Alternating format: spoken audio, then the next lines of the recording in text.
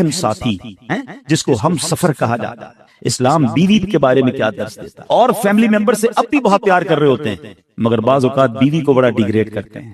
ہم شاید بھول گئے ہیں کہ ہماری زندگی کا بہت بڑا حصہ جس کے ساتھ گزرا ہے ہم اس کے ساتھ بعض اوقات زیادتی کرتے ہیں۔ ہم کاروبار میں تکلیف میں ہوں، ہم باہر کسی ٹینشن میں ہوں، کسی بندے سے کسی بات کو بری لگ گئی، سارا غصہ آ کر اب بندے نے اپنی زوجہ پہ نکالنا ہے کیونکہ وہ بیچاری تو کچھ نہیں کہہ سکے گی۔ پہلے کے زمانے جاہلیت میں بھی یہی تھا کہ عورتوں کو پیر کی جوتی سے زیادہ ذلیل سمجھا جاتا تھا، مگر کیا آج بھی کچھ گھرانوں میں ایسا نہیں ہے؟ ہماری زوجہ کہ شاید ہر دعا میں ہم ہوتے ہیں، ہم اپنی بیوی کے لیے کتنی دعا کرتے ہیں غور کیجیے۔ حالانکہ میں نے دیکھا ہے کہ جن کی شریک حیات دنیا سے جاتی ہے نا، ان لوگوں کو میں نے ٹوٹتے بھی دیکھا ہے۔ تو ایسا نہ کرے، جس طرح وہ آپ کے لیے محبت کا اظہار، دعاؤں کی آپ کی خدمت گار ہے، آپ بھی اس کے لیے اچھا برتاؤ کریں۔ اور نبی پاک کا کیا انداز تھا؟ میں تو آج اسلام کی شریعت کی، اللہ کے نبی کی بات کرنے آپ کے سامنے آیا ہوں۔ اللہ کے حبیب علیہ الصلوۃ والسلام سے سوال کیا گیا کہ حضور آپ کو دنیا میں سب سے زیادہ پسند کون ہے؟ اللہ کے حبیب نے فرمایا عائشہ۔ نبی پاک نے اپنی زوجہ کا نام لیا۔ پھر نبی پاک گھر اپنے ازواج کے ساتھ کیا انداز ہوتا تھا؟ گھر کا سودا سلف لے کے جاتے، کھانے پینے میں ہاتھ بٹاتے، محبت اور پیار کا اظہار فرماتے، سافٹ ماحول تھا گھر کے اندر۔ کیا ہمارے گھر میں ایسا ماحول ہے؟ اسلام سے پہلے مال کے لیے جانوروں اور دوسرے ساز و سامان کے ساتھ ساتھ بیوی کو بھی رہن رکھوا دیا جاتا تھا۔ جیسے پیسے کوئی رہن رکھواتا تھا نا، بیوی بھی ایک مال کی طرح تھی، لوگ گروی رکھوا دیتے تھے اپنی بیوی کو۔ یہ اسلام سے پہلے عورتوں کا حال تھا، بیویوں کا حال تھا۔ اللہ اکبر! اسلام نے نکاح کے ذریعے عورت کو مرد کے آدھے ایمان کا محافظ قرار دے دیا۔ قرآن کہتا ہے وَعَاشِرُوهُنَّ بِالْمَعْرُوفِ، ان سے اچھا برتاؤ کرو۔ اسلام نے بیویوں کے ساتھ اچھا برتاؤ کرنے والے کو سب سے بہترین قرار دیا۔ حضرت امام حسن بصری رحمۃ اللہ تعالی، بہت بڑے بزرگ، ایک شخص آ کر کہتا ہوں بارش نہیں ہو رہی ہے، قحط کی پوزیشن آ گئی ہے، بارش نہیں ہو رہی، دعا فرمائیں، کو وظیفہ عطا فرمائیں۔ آپ نے فرمایا استغفار، وہ چلا گیا۔ اچھا ایک بزرگ بیٹھے تھے ان کے پاس، حضرت ربیع بن صبیح رحمۃ اللہ، وہ دیکھ رہے تھے۔ دوسرا بندہ آیا، کہتا حضور تنگ دستی ہے، کاروبار میں ڈاؤن ہے، رزق میں تنگی ہے۔ آپ نے فرمایا استغفار کرو۔ تیسرا شخص آیا، کہتا حضور اولاد نہیں ہو رہی ہے، اصول اولاد کے لیے وظیفہ لینا ہے، فرمایا استغفار کرو۔ چوتھا بندہ آیا، وہ کہتا ہے کہ حضور میرے باغ میں فصلوں میں پیداوار کی کمی ہے، فرمایا استغفار کرو۔ حضرت ربیع بن صبیح کہتے ہیں حضور پہلا بندہ الگ پرابلم لے کر آیا، دوسرا الگ، تیسرا الگ، چوتھا الگ، چاروں کو ایک ہی دوائی، چاروں کو ایک ہی وظیفہ، استغفار استغفار۔ ہائے ہائے، بڑوں کی بڑی بات ہے۔ قرآن میں بھی پڑھتا ہوں، قرآن آپ بھی پڑھتے ہیں، مگر دیکھو اللہ والے کیسے پڑھتے، کیا خوبصورت جواب دیا آپ نے۔ آپ فرماتے ہیں سورہ نوح پارہ 29 آیت نمبر 10 سے 12 کی آپ نے تلاوت فرمائی۔ اب ذرا قرآن سنیے، بسم اللہ الرحمن الرحیم، استغفروا ربکم انہ کان غفارا یرسل السماء علیکم مدرارا وَيُمْدِدْكُمْ بِأَمْوَالٍ وَبَنِينَ وَيَجْعَلْ لَكُمْ جَنَّاتٍ وَيَجْعَلْ لَكُمْ أَنْهَارًا۔ سبحان اللہ، ذرا سنیے گا، اپنے رب سے معافی مانگو۔ استغفروا ربکم انہ کان غفارا، بے شک وہ بڑا معاف کرنے والا ہے، اب دے گا عطا، کیا فرمائے گا؟ یرسل السماء علیکم مدرارا، وہ تم پر موسلا دھار بارش بھیجے۔ وَيُمْدِدْكُمْ بِأَمْوَالٍ وَبَنِينَ وَيَجْعَلْ لَكُمْ جَنَّاتٍ وَيَجْعَلْ لَكُمْ أَنْهَارًا، فرمایا اور مالوں اور بیٹوں سے تمہاری مدد فرمائے گا، اور تمہارے لیے باغات بنا دے گا، اور تمہارے لیے نہریں بنائے گا۔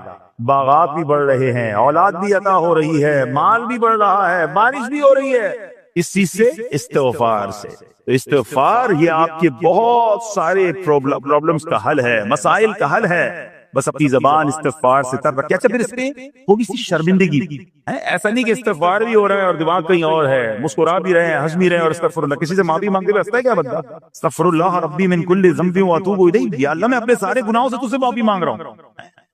بہت سارے استغفار کے صیغے ہیں، استغفر اللہ العظیم من کل ذنب عظیم، اے اللہ میں تجھ سے استغفار کرتا ہوں، وہ رب جو بہت عظیم ہے، اپنے سارے بڑے گناہوں سے میں استغفار کرتا ہوں۔ الگ الگ صیغوں سے اللہ کی بارگاہ میں استغفار کریں، ہو سکے تو کبھی گناہ یاد آئیں تو آنسو بھی بہ رہے ہوں، مگر یہ استغفار اللہ کو بڑا پسند ہے، معافی رب کو بہت پسند ہے۔ ابو اللیث سمرقندی رحمۃ اللہ تعالی لکھتے ہیں، پچھلی قوموں میں ایک شخص تھا، اس نے بہت گناہ کیے تھے۔ ایک بار اس نے اپنی پچھلی زندگی کے بارے میں سوچا، گناہوں کے بارے میں غور و فکر کیا، تو اسے شرمندگی ہوئی۔ اس نے نادم و شرمندہ ہو کر 3 مرتبہ کہا اللہم غفرانک، اللہم غفرانک، اللہم غفرانک، اے اللہ تیری بخشش، اے اللہ تیری بخشش، اے اللہ پاک تیری بخشش۔ اسی لمحے اس کو موت آ گئی اور اللہ پاک نے اس کی بخشش فرما دی۔ آئیے ہم بھی پڑھ لیتے، اللہم غفرانک، اللہم غفرانک، اللہم غفرانک۔ استغفار کرنا، توبہ کرنا، گناہ یاد کر کے شرمندہ ہونا، یہ اللہ کو کتنا پسند ہے. ایک سبحان اللہ، اس کے بارے میں چند برکتیں آپ کو بیان کرتا ہوں. بڑی عظیم برکت یہ ہے جس کی بدولت بندے کا تنگی اور غم دور ہو جاتا ہے. حدیث پاک میں ہے جو ہمیشہ استغفار کرتا رہے اللہ پاک اس کے لیے ہر تنگی سے نکلنے کا راستہ بناتا ہے، ہر فکر و غم سے اسے خلاصی عطا فرماتا ہے. اس کی ایک برکت یہ بھی ہے کہ ایسے بندے کو اللہ پاک غیب سے رزق عطا فرماتا ہے. حدیث پاک میں ہے استغفار کرنے والے کو اللہ وہاں سے رزق عطا فرماتا ہے جہاں اس کا گمان بھی نہیں ہوتا. اتنی مہنگائی ہے، اتنی مشکلیں ہیں، اتنی تنگی ہے، لوگ قرضے میں ہیں، کبھی ادھر جاتے ہو کبھی ادھر جاتے ہو. ارے بھائی سب کے پاس جاتے ہو، رب کے پاس کیوں نہیں جاتے؟ استغفار کرنا شروع کر دو، فرمایا ادھر سے روزی دے گا جہاں تمہارا گمان بھی نہیں جائے گا. اس کی برکت سے اللہ پاک دلوں کے زنگ کو دور فرماتا ہے. آئیے پیارے اسلامی بھائیوں، اللہ کو معافی مانگنا، دل سے پکارنا کتنا پسند ہے. میں آپ کو ایک بہت ہی خوبصورت واقعہ بتاتا ہوں، اور یہ واقعہ ہے حضرت موسیٰ علیہ نبینا علیہ السلام. اللہ پاک نے حضرت موسیٰ علیہ نبینا علیہ السلام نے ایک بار اپنی مناجات میں عرض کیا یا اللہ یا رب. اللہ پاک کی طرف سے جواب آیا لبیک یا موسیٰ. آپ نے عرض کیا اللہ تو میرا مالک ہے، تو تو خالق ہے، میں تو تیرا بندہ ہوں. ارشاد ہوا مجھے یہ پسند ہے کہ جب مجھے کوئی میرا بندہ یا رب پکارے تو میں اسے لبیک کہہ کر جواب. اللہ فرما رہا حضرت موسیٰ نے عرض کی یا رب کیا یہ ہر مطیع بندے کے لیے ہے؟ کیا ہر نیک آدمی کے لیے ایسا ہے کہ جب تجھے وہ پکارے تو لبیک فرماتا؟ سنو اللہ فرماتا ہے ہاں بلکہ ہر گناہگار بندے کے لیے بھی ہے. حضرت موسیٰ نے عرض کی یا اللہ فرما بردار تو تیری اطاعت کرتا ہے، وہ بات تو سمجھ آ رہی ہے، گناہگار پر یہ کرم کس وجہ سے؟ اے ہے سنو میرے رب کیسا کریم ہے. فرماتا ہے موسیٰ اگر میں بھلائی کرنے والے کو اس کی بھلائی کا بدلہ دوں اور برائی کرنے والے پر اس کی برائی کی وجہ سے احسان نہ کروں تو میرا جود و کرم کہاں جائے گا؟ اللہ فرماتا ہے میرا پھر کرم میری رحمت کس لیے ہے؟ برائی کرنے والا بھی گناہ کرنے والا بھی مجھے پکارتا ہے، میں اسے بھی لبیک کہہ کر جواب دیتا ہوں. حضرت موسیٰ علیہ نبینا علیہ السلام کو ایک بار وحی نازل ہوئی کہ اے موسیٰ فلاں علاقے میں جاؤ، ہمارا ایک نیک بندہ کا انتقال ہو گیا ہے، جا کے اس کو غسل دو، اس کو کفن دو اور اس کا جنازہ. حضرت موسیٰ وہاں پہنچ گئے اور جب وہاں جا کر آپ نے لوگوں سے کہا کہ مجھے فلاں بندے کے پاس لے جاؤ جس کا انتقال ہوا ہے، مجھے غسل دینا ہے، کفن پڑھنا ہے، جنازہ پڑھنا. لوگوں نے کہا حضرت یہ تو زمانے کا گناہگار بڑا بےہودہ بڑا بدکار شخص تھا، آپ کو رب کا حکم تھا، آپ نے غسل بھی دیا، کفن بھی پہنایا، جنازہ بھی پڑھا، پھر رب کی بارگاہ میں عرض کی مولا بندے تو یہ کہہ رہے ہیں یہ تو بہت برا آدمی تھا، تو نے مجھے بھیجا اور فرمایا تیرا پیارا بندہ، میں نے جنازہ بھی پڑھ دیا، غسل اور کفن بھی دیا. پھر آپ سوچیں کہ کسی کا جنازہ حضرت موسیٰ پڑھ دیں اس کی تو بخشش کا تو کوئی مسئلہ ہی کوئی نہیں نا، وہ تو اللہ کے نبی جس کا جنازہ پڑھے غسل سے، تو یا اللہ تو نے ایسا انتظام فرما دیا. رب کریم کی طرف سے پتہ ہے کیا جواب آتا ہے؟ اللہ فرماتا ہے اے موسیٰ بندے سچ کہتے ہیں، یہ بندہ واقعی بڑا گناہگار تھا. جو علاقے والے شہر کے لوگ کہہ رہے ہیں نا ٹھیک کہہ رہے ہیں یہ بندہ تھا ہی ایسا. اللہ جب اتنا گناہگار اتنی بڑی مہربانی کس وجہ سے؟ ارشاد ہوا اے موسیٰ اس بندے نے مرنے سے پہلے مجھ سے 5 کلمات کے ذریعے بات کی، مناجات کی، مجھے پکارا، 5 سینٹنس تھے، 5 کلمے تھے، اور اے موسیٰ اس کی وجہ سے میں نے اس کی مغفرت فرما دی. حضرت موسیٰ کہتے ہیں یا اللہ وہ 5 کلمے تو بتا دے. وہ 5 کیسے جملے تھے کہ علاقے میں سب سے مشہور بدکار، اور اس کا انتقال ہو تو رب مغفرت کی فرمائے اور اپنے نبی کو فرمائے جا کے جنازہ پڑھو. وہ آپ نے کہا یا اللہ وہ 5 کلمات بتا دے. اب ذرا یہ 5 کلمات سنیے گا. ایکچولی جو بات سمجھنی ہے نا، استغفار ہے کیا، معافی مانگنا ہے کیا، توبہ کیا ہے. اللہ فرماتا نا کہ ہم نے سنا کہ جو بندہ اللہ سے استغفار کرتا ہے اللہ اسے دیکھ کر مسکراتا ہے. اس کی وجہ یہ کہ بندہ رب کی بارگاہ میں اپنے آپ کو سرنڈر کرتا ہے، اپنے گناہ یاد کرتا ہے، اپنی کم مائگی کا اظہار کرتا ہے. وہ کہتے ہیں الندم التوبہ، شرمندگی توبہ.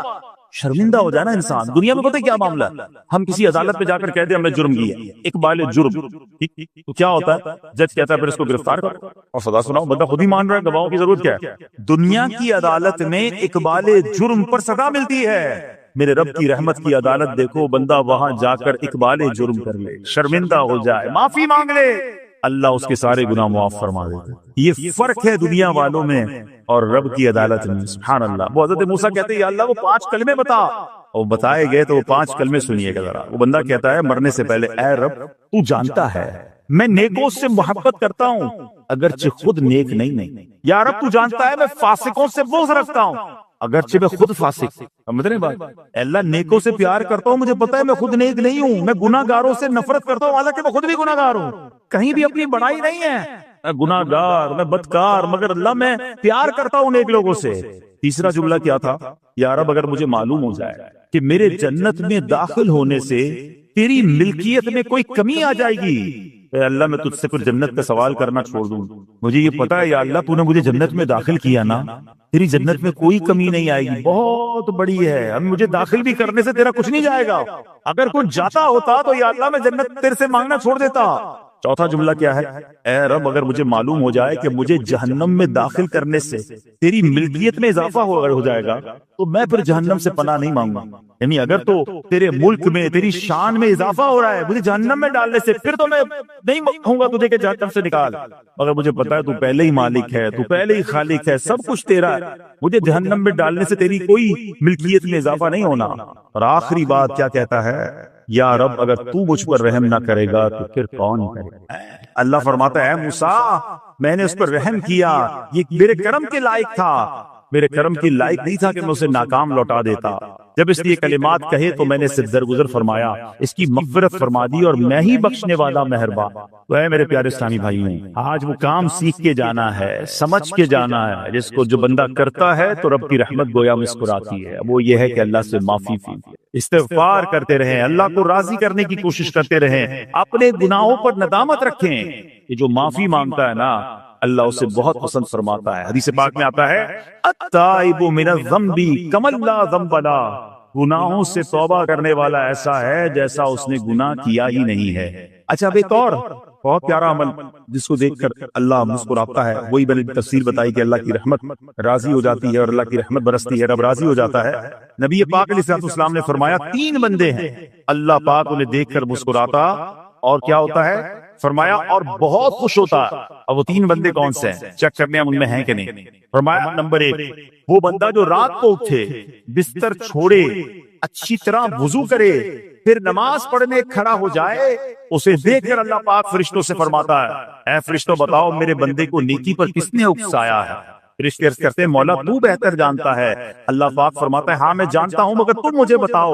فرشتے عرض کرتے ہیں اے مالک کریم تو نے اسے ایک چیز یعنی جہنم کا خوف دیا ہے، یہ اس سے ڈرتا ہے، نے اسے ان کو ایک چیز جنت کی امید دلائی ہے، یہ اس کی امید رکھتا ہے۔ اللہ یہی خوف اور امید ہے جس نے اسے رات کی نیند قربان کر کے تیرے حضور کھڑے ہونے پر ابھارا ہے۔ اب اللہ پاک فرماتا ہے اے فرشتوں گواہ ہو جاؤ کہ جس چیز سے ڈرتا ہے یعنی جہنم سے ڈرتا ہے میں نے اپنے اس بندے کو اس سے امن بخشا، اور جس کی امید رکھتا ہے یعنی جنت کی میں نے جنت اس پر واجب کر دی۔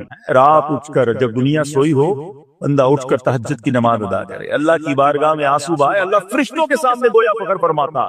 دوسرے نمبر پر سنو فرما دوسرا وہ شخص جو حق و باطل کی لڑائی میں شریک ہوا، ثابت قدم رہا یہاں تک کہ شہید ہو گیا، یا اللہ پاک نے اسے فتح عطا فرمائی، اللہ اس بندے کو دیکھ کر بھی مسکراتا ہے۔ جہاد کرنے والے مجاہدین یا تو شہید ہو جائیں یا غازی ہو کر لوٹے اللہ کی رضا کے لیے، اللہ کی رحمت ان پر بھی چھما چھم برستی ہے۔ اور تیسرے نمبر پر فرمایا تیسرا وہ بندہ جو رات کو سفر کرتا ہے، یہاں تک کہ رات کے آخری حصے میں جب کہیں ٹھہرتا ہے تو اس کے ساتھ والے سو جاتے ہیں مگر وہ کھڑا ہو کر نماز پڑھنے لگتا ہے، اس بندے کو دیکھ کر بھی اللہ پاک مسکراتا ہے۔ اجتماعی عبادت کے بڑے فائدے ہیں، اجتماع میں آنا، محفل میں آنا، دعا میں شرکت کرنا بہت اچھی بات، مگر اپنی عادت ایسے بھی بنائیں کہ کچھ عبادتیں ایسی کریں کہ میں جانوں اور رب۔ یہ جو رات اٹھ کر دعا کا لطف ہے، رات اٹھ کر جو نماز پڑھنے کا لطف ہے، جب ساری دنیا سو رہی ہے اور بندہ اپنے رب کی بارگاہ میں حاضر ہے۔ علماء کہتے ہیں دن کے نوافل کے مقابلے میں رات کے نوافل افضل ہے، کیونکہ رات سکون ہوتا ہے، رات رکعت قلبی ملتی ہے، سبحان اللہ، رحمت الہی چھما چھم برستی ہے۔ ہمیں کیا کرنا ہے کہ رات تہجد کی نماز کی عادت ڈالے۔ رمضان میں بن گئی تھی نا، ساری کے لیے اٹھتے تھے تو لوگ تہجد پڑھتے تھے، اللہ کرے کہ یہ عادت بن جائے، کبھی کبھی اگر ہر روز نہیں ہو سکتا تو کم کبھی کبھی کرے۔ اچھا اگر ایسی کوئی عبادت ہو بھی جائے نا تو سب کو بتائے نا کہ رات اٹھا تھا تو جناب دعائیں بھی کی تو آنسو بھی بہائے، نہیں کبھی کبھی ایسا کیا کرو کہ میں جانوں اور رب جانے، اللہ سے باتیں کیا۔ میں آپ کو صحیح بتاؤں، آپ مجھے ایک بات بتائیں، یہ تو آپ نے سن بھی لیا کہ اللہ کی رحمت کس قدر برستی ہے اس پر۔ زندگی میں بھی جب کبھی ہم پریشان ہوں اور رات نیند نہ آئے، کبھی کبھی ایسا ہوتا ہے پریشانی میں نیند نہیں آتی، کروٹیں بدل رہا ہوتا انسان، اور اس کروٹ بدلتے بدلتے میں آپ کی جب والدہ حیات ہوگی یا ماشاءاللہ جن کے پاس ماں موجود ہے، ماں جیسی ہستی کہاں ملتی ہے۔ ایک بار اور سن لو، دنیا کی بہت ساری چیزیں میرے اور آپ کے پاس ہیں جو ریپلیسیبل ہیں، جو بدلی جا سکتی ہیں۔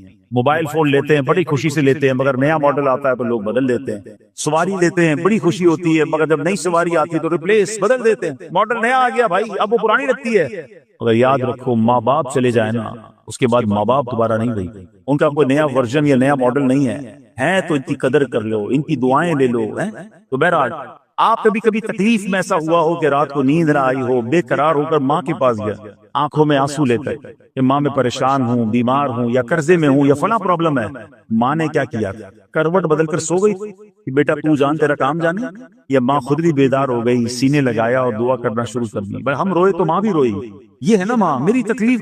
ایسا لگتا ہے کہ مجھے کبھی کبھی یہ فیصلہ کرنا مشکل ہوتا تھا کہ تکلیف مجھے زیادہ ہوتی ہے، میری تکلیف بھی ہے میری والدہ کو زیادہ ہوتی ہے، بیمار میں ہوں تکلیف اسے، یہ رشتہ کہاں ملتا ہے؟ مگر مجھے ایک بات بتاؤ، جب میری تکلیف پر رات نیند چھوڑ کر بستر چھوڑ کر میں ماں کے پاس گیا، ماں نے سینے لگایا، تو اگر میں اپنا بستر چھوڑ کر آنکھوں میں آنسو لیے میری ماں سے مجھے کہیں زیادہ پیار کرنے والے رب کی بارگاہ میں چلا گیا، تو اس کی رحمت کیا مجھے مایوس کر؟ میری ماں کے دل میں جو ممتا ہے نا وہ بھی میرے رب نے ڈالی ہے، تو رب کی رحمت کتنی ہوگی؟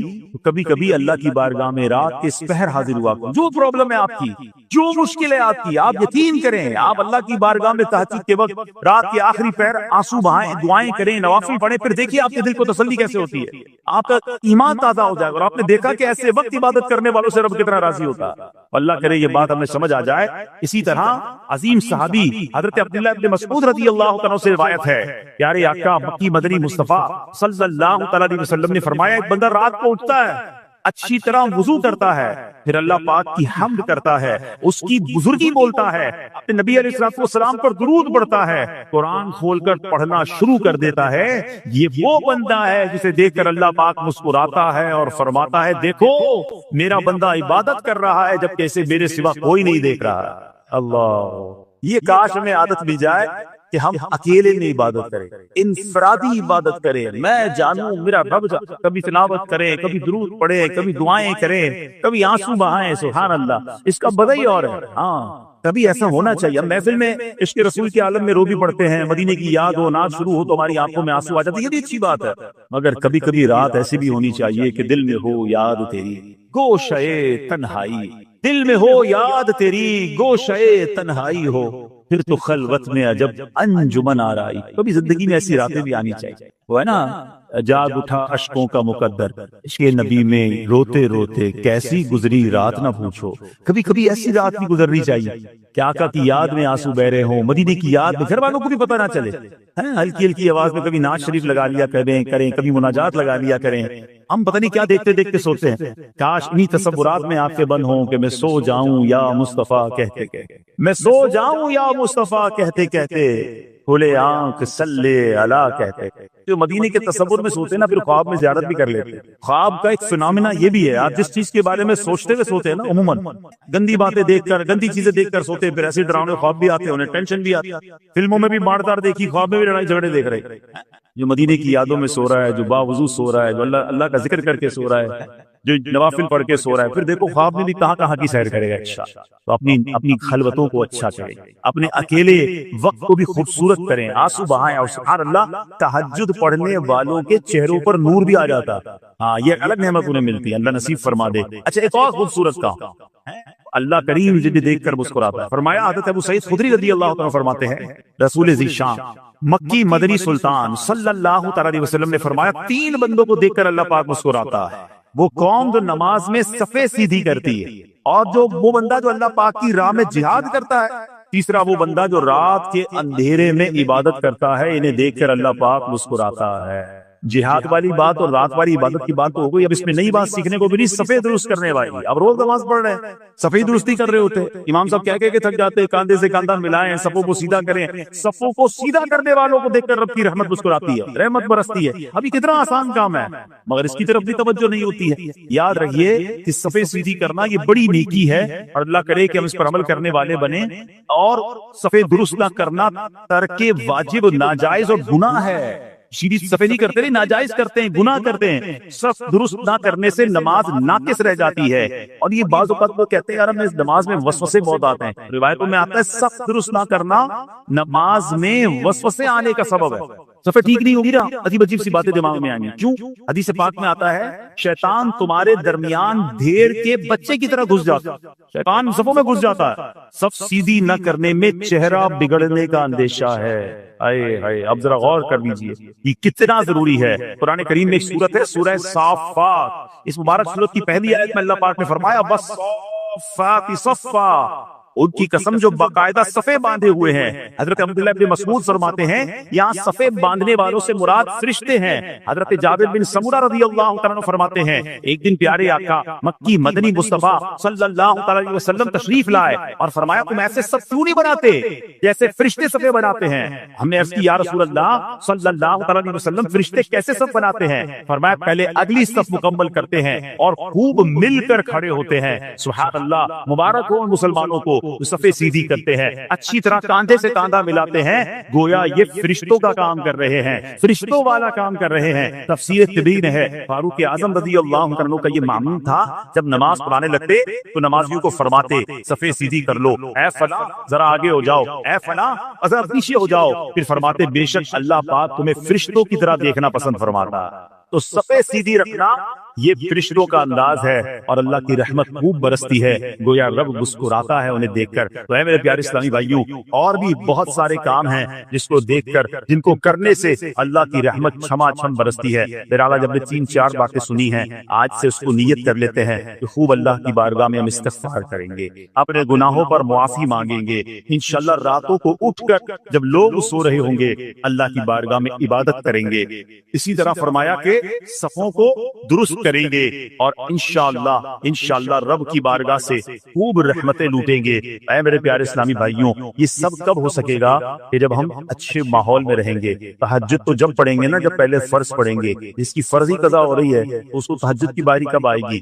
استغفار تو جب کرے گا جب ایسے ماحول میں آئے گا کہ جہاں گناہوں کو یاد دلا کر معافی مانگنے کا ہمیں انداز اور اس کی فکر دی جائے. تو آج کے اس پرفتن دور میں دعوت اسلامی کا یہ پیارا ماحول آپ کے سامنے ہے. اس ماحول سے وابستہ رہیں. ہفتہ وار اجتماع میں مدنی قافلوں میں ہفتہ وار مدنی مذاکرے میں شرکت کرتے رہیں گے تو انشاءاللہ ان نیکیوں کا جذبہ بھی ملتا رہے گا اور انشاءاللہ ایسے کام کرنے میں اللہ کرے کامیاب ہوں. تصور ہی کتنا پیارا ہے. یقین کریں میں شاید پتہ نہیں وہ فیلنگ آپ کو محسوس ہو رہی ہے کہ نہیں. یہ تصور ہی کتنا پیارا ہے کہ کبھی میں کوئی ایسا عمل کر لوں کہ رب کی رحمت مجھے دیکھ کر مسکراتا ہے اللہ راضی ہو جائے اللہ خوش ہو جائے. اور کیا چاہیے میری تو زندگی کا حاصل ہو گیا نا.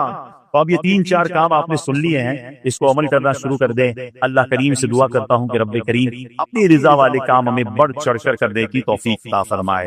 اللہ پاک ہم سب کو عمل کرنے کی توفیق عطا فرمائے. صلو علی الحبیب. درود پاک پڑھنے کے بے شمار فضائل و برکات ہے. کعبے کے بدر الدجا طیبہ کے شمس الضحیٰ صلی اللہ تعالی علیہ وسلم کی ذات وہ ہے درود پڑھتے جائیں اور اپنی جوڑیوں کو رحمتوں سے بھرتے جائیں. میرے آقا صلی اللہ علیہ وسلم فرماتے جس کا مضمون ہے کہ جو جمعہ کے دن 200 بار درود پاک پڑھے اس کے 200 برس کے گناہ معاف کر دیے. اللہ بڑا ہی مبارک مہینہ ہمارے درمیان ہے اور اس مہینے کی تو کیا بات ہے. میرے آقا مدینے والے مصطفیٰ صلی اللہ تعالی علیہ وسلم فرماتے ہیں اس کا مضمون ہے کہ رجب اللہ کا مہینہ شعبان میرا مہینہ شعبان الشہری اور رمضان میری امت کا مہینہ. کنٹینیو مسلسل 3 برکت والے مہینے. بلکہ میں یوں کہوں تو شاید غلط نہیں ہوگا کہ برکت بڑھتی جائے گی. رجب پھر شعبان پھر رمضان تسلسل کے ساتھ آپ رحمت کی گویا سیڑھیاں چڑھ رہے ہیں. رجب پہ صحابہ تیاری کرتے تھے شعبان میں خوب عبادت کرتے تھے اور رمضان پورا اللہ کی یاد میں گزارتے تھے. پریپریشن شروع ہو جاتی تھی کہ خوب عبادت کرنی ہے سارے روزے رکھنے ہیں ساری تراویح پڑھنی ہے. ہمارے یہاں بھی پریپریشن شروع ہوئی ہوگی تیاری شروع ہو گئی. اسٹاک جمع کر لو رمضان میں مال مہنگا بکے فلاں سودا لے دو اور روزہ دار خوب خریدیں گے. کاروباری گناہ بھرنے کے چکر میں مگر اللہ کے نیک بندے کی عبادت کا ذوق بڑھا رہے ہو. رجب کے بارے میں کیا خوبصورت بات علامہ صفوری فرماتے رحمۃ اللہ. رجب بیج بونے کا مہینہ. کوئی میرا بھائی اگر زمینداری کرتا ہوگا تو بات جلدی سمجھ آ جائے گی. فصل کیسے اگتی ہے پہلے بیج ڈالتے ہیں پھر پانی ڈالتے ہیں پھر فصل نکلتی ہے. فرماتے رجب بیج بونے کا مہینہ شعبان ان بیجوں پر پانی ڈالنے کا مہینہ، رمضان فصل کاٹنے کا دن۔ کہتے جو رجب میں عبادت کا بیج ہی نہیں بوتا، شعبان میں ان بیجوں پر اپنے آنسوؤں سے آبیاری نہیں کرتا، اور رمضان میں رحمت کی فصل کیسے کاٹا؟ یعنی اس کا مطلب یہ ہوا کہ ابھی سے عبادت کا ذوق بڑھانا ہے، شوق بڑھانا۔ اس مہینے میں کیسی کیسی شخصیات کی یاد ہے۔ نبی پاک صلی اللہ علیہ وسلم کو وہ مقام اللہ نے دیا۔ معراج کا معجزہ جو ہے نا، اس کو سمجھنا بہت ضروری۔ ذرا غور سے سنیے، نبی پاک علیہ السلام کو اللہ کریم نے کتنے معجزے عطا کیے، پہلے یہ سمجھنا۔ علماء فرماتے ہیں کہ اللہ نے اپنے ہر نبی کو معجزات دیے، اور جیسا دور تھا ویسے معجزہ، کیونکہ اس قوم کو منوانا ہوتا تھا نا کہ میں